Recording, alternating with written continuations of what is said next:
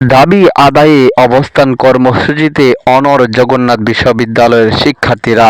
গতকাল দ্বিতীয় দিনের মতো রাজধানীর কাকরাইল এলাকায় অবস্থান কর্মসূচি পালন করেন তারা।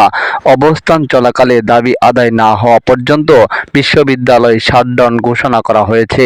ওদিকে জগন্নাথ বিশ্ববিদ্যালয়ে শিক্ষার্থীদের অবস্থানের কারণে গতকালও কাকরাইল এবং আশপাশের এলাকায় তীব্র যানজট তৈরি হয়। এতে দুর্ভোগে পড়েন বহু মানুষ। বিশ্ববিদ্যালয় ক্যাম্পাস থেকে বাসে করে শিক্ষার্থীরা অবস্থান কর্মসূচিতে যোগ দেন। বুধবার সকাল থেকে শুরু হওয়া কর্মসূচি রাতেও কাকরাইল মসজিদ মোড়ে অবস্থানের মাধ্যমে অব্যাহত থাকে। অবস্থান চলাকালে শিক্ষার্থীদের দাবি আদায় না হওয়া পর্যন্ত জগন্নাথ বিশ্ববিদ্যালয় ক্যাম্পাস শাটডাউন ঘোষণা করেন শিক্ষক সমিতির সাধারণ সম্পাদক ডক্টর রইসুদ্দিন। অধ্যাপক ডক্টর রইসুদ্দিন বলেন, আমরা এখানে জগন্নাথ বিশ্ববিদ্যালয়ের অধিকার নিয়ে এসেছি, বিশ্ববিদ্যালয়ের দাবি আদায়ের জন্য এসেছি। আমাদের উপরে নির্বিচারে পুলিশ হামলা চালিয়েছে। এটি সম্পূর্ণ অরাজকতা এবং অন্যায়।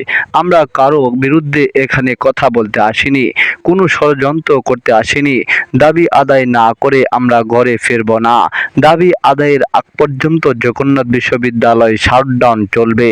বিশ্ববিদ্যালয়ের কোনো শিক্ষা ও পরীক্ষা কার্যক্রম চলবে না।